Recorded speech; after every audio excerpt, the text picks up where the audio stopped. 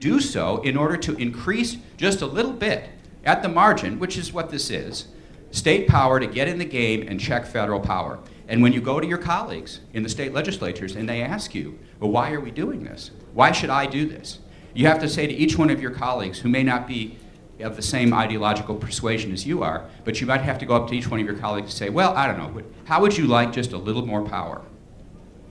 Just how would each one of you in the state legislatures, how would you feel about having just a little more power? Now, you may have some colleagues who on general principles say, no, we don't want any more power. We're happy with the power we've got. We're happy with the federal government having power over us. But there might be some other colleagues who might say, no, it might be a little good idea for each one of us to have a little more power. And so let me just basically conclude by saying this. The problem we have now is we have a literally or virtually unconstrained federal government for the two reasons I talked about, spending and regulations. And the courts are not going to be the ones that are going to rein them in, except at the margin. I'm very heavily involved, by the way, in the Attorney General lawsuit in Florida, and so I know what's going on there. I'm hopeful, but I'm telling you, the courts are not our savior here. What we need is a structural check on federal power. Where can we place that structural check? Who can we put? We don't have a national referendum as a check? I don't think so, and I wouldn't want that. The only people out there who can provide that structural check that are already in place, they're up and running, state legislators. You guys have to stand for election. You guys have to serve. You have state houses. You have voting mechanisms. You're already in existence. That's where you reside. That's the only place we can put the check. And so that's what the repeal amendment does. So the last thing I want to do is introduce to you two people who have been very involved in this. First, I want to introduce Marianne Moran, who's directing the repeal amendment initiative. Marianne, would you stand up? There she is. Look, unlike the president, I really am a law professor. And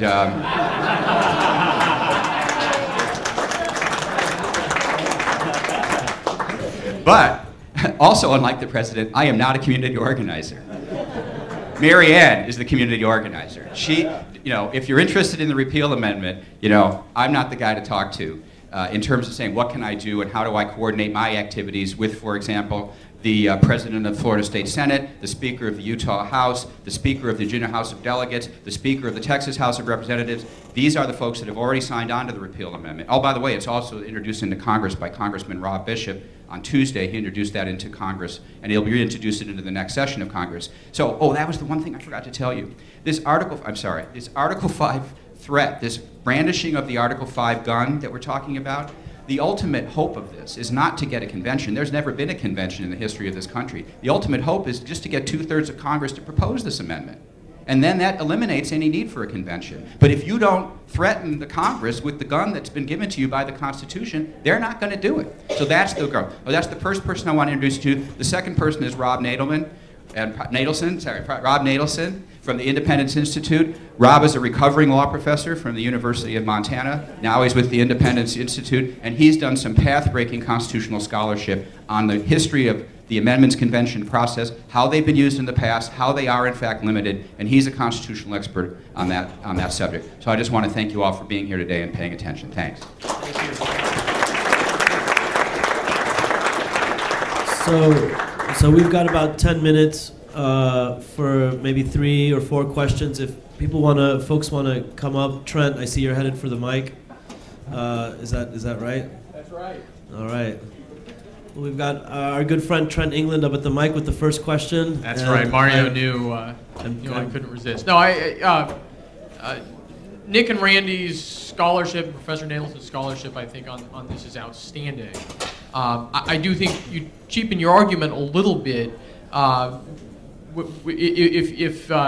if your illusions are to dissuade people from taking seriously the arguments made by heroes like Phyllis Schlafly and serious attorneys like those at the Heritage Foundation. I'd like your comments, because I do want to make this a question,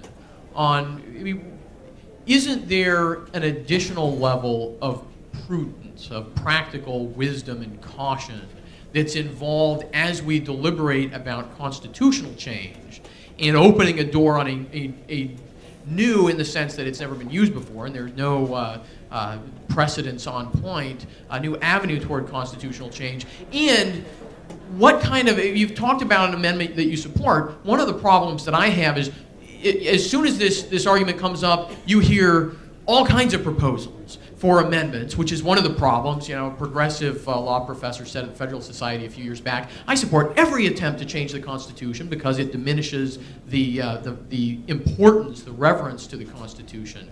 What kind of amendments, how should people think about amendments as legislators are having all kinds of proposals brought to them? What is the prudent way to think about what kind of amendments are appropriate and what kind are not? It'd be nice to hear some specific examples of what kind of amendments are problematic. Thank you.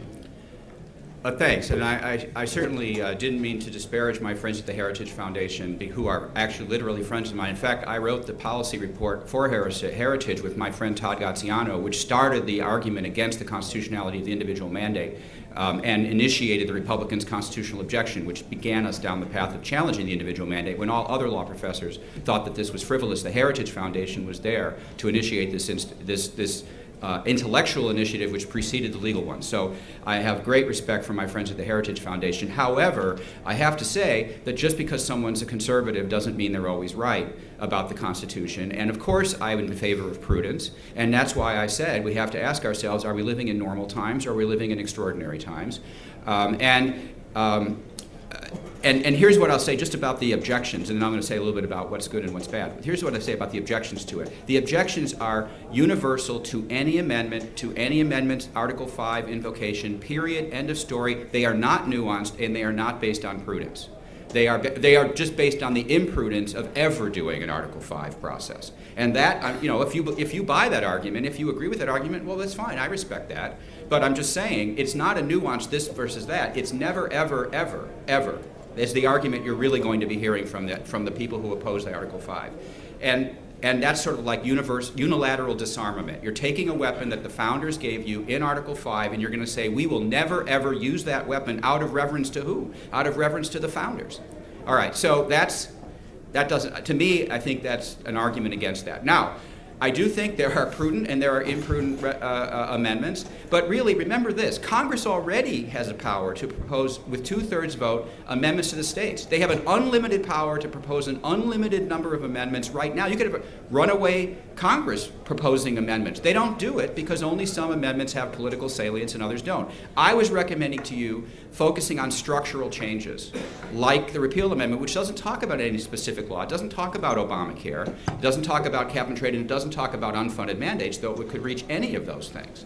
It's just a structural amendment that you have to ask yourself, as a matter of general principle, does this make the Constitution better, or does this make the Constitution worse? And that's how I would approach it. Not whether this gets me the result I want, because that's what the progressives like. They like making exceptions to get results because that's what they've been doing in the courts. So they'd be happy to do it with amendments too. They could get amendments, they wouldn't need to do it in the courts. I'm suggesting there's the criteria you should use. Is somebody proposing to me a structural change that will make the Constitution better? We've changed the Constitution for the better. The 14th Amendment has changed the Constitution for the better. The 13th Amendment did it too. Unfortunately, the 16th and 17th Amendments may not have changed the Constitution for the better, but you have an opportunity to do that. That would be the criteria of prudence that I would ask you to adopt and apply. And if I could just jump in on that too, I think that as soon as the election of this year was done, people were saying, well, you know, how are the Republicans going to be able to keep this together, and how are they going to be able to use their majority in the House, and questions about how can the movement maintain consensus. And I was just reading actually yesterday on the flight up here about